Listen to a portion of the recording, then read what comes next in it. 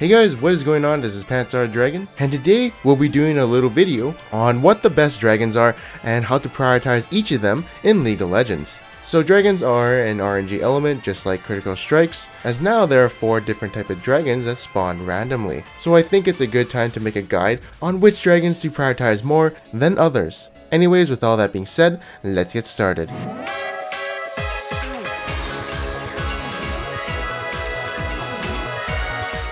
Alright, so we're going to be doing a little quick rundown on what the dragons do, but I'm going to mention this right now, and obviously the number 1 prioritized dragon is going to be the Elder Dragon. And what this buff does is it gives you true damage plus 50% increase on your elemental buffs. So even if you have some of the useless dragons on your team, they're still going to be useful as long as you get the Elder Dragon for your team. And obviously the reason you want this buff the most is because it's very powerful for team fights and basically powering up your dragons you already have. And also not letting the enemy team have this buff. So yeah, Elder Dragon is the number 1 priority. Alright, so now we're going to be going over the Elemental Dragons, and this is going to be a little infographic of what they all do. You know, Fire Dragon is a stat booster for your team, and it doesn't really help the tanks, but it does help your AD carries and AP carries.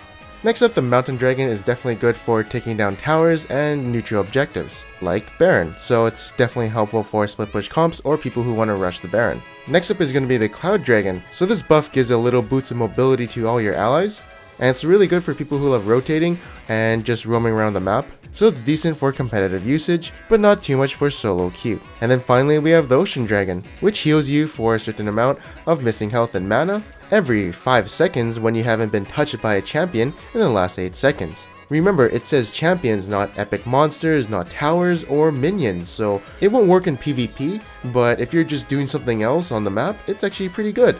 And yeah, this buff fits well with any team comp, it's pretty good. Alright, so that's enough about explaining what these dragons do and who they're good for. I think it's time to get to the power rankings of which dragons are the best. So coming after the Elder Dragon at number 2 is going to be the Fire Dragon. This is a PvP buff. It'll help you in team fights, it'll help you in dueling people, it'll overall increase your team's power levels and help you be stronger. And usually the way you win games is by team fighting the enemy and getting an ace or something and then killing their nexus. So this buff in the early game, it doesn't really help too much, but once you get to the mid game and late game when you get some items, it's very helpful. Even if you only have one of these dragons and you have an 8% increase, it's still pretty good.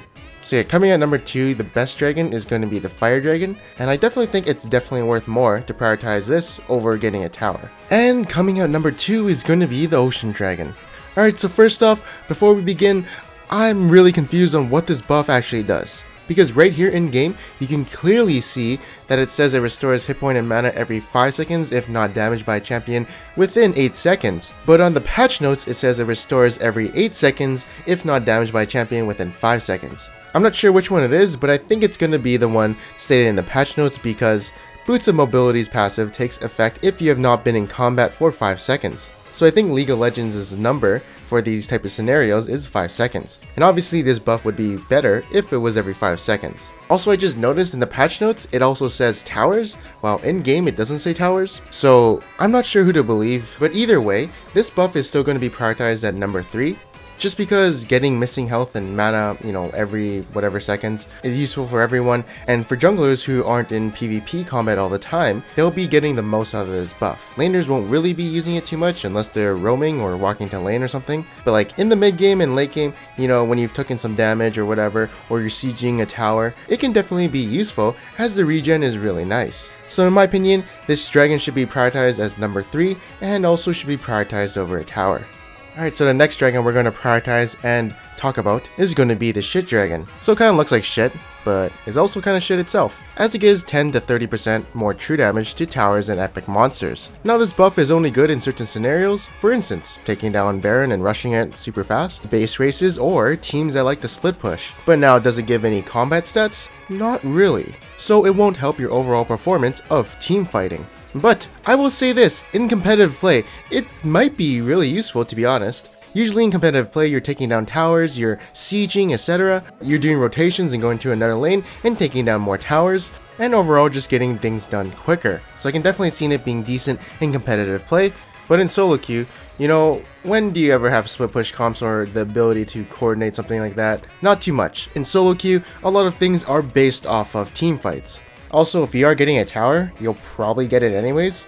Like if you have Mountain Dragon, you'll probably get it done quicker in like 3 or 4 seconds, but that's about it. So since this isn't to help with any team fighting or stats, it's prioritized at number 4, and you should definitely prioritize towers over this dragon.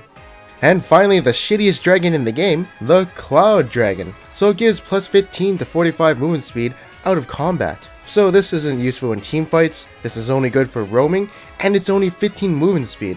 And this buff is similar to Boots of Mobility, and you know which champions use Boots of Mobility? Supports. Why? Because they're the ones, usually roaming with the jungler, putting wards down in the enemy jungle, and doing some roaming ganks. Obviously, it helps for like rotations and junglers who want to gank lanes, and it would be pretty decent, but the thing is, it's only 15 movement speed per dragon.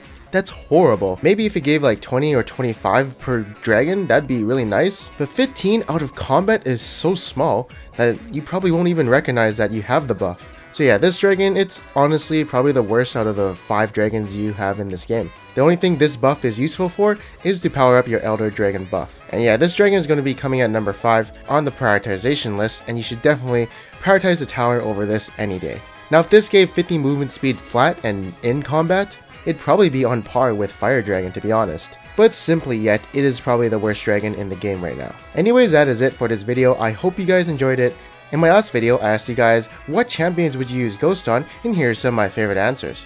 For a chance to be featured in a future video, make sure to comment below on what is your favorite dragon. Mine's gonna be Panzer Dragon because that's me, and I favorite myself. Anyways, if you guys did like this video, make sure to leave a like, and if you didn't, make sure to subscribe. Anyways, I am Panzer Dragon, and I'll see you guys next time.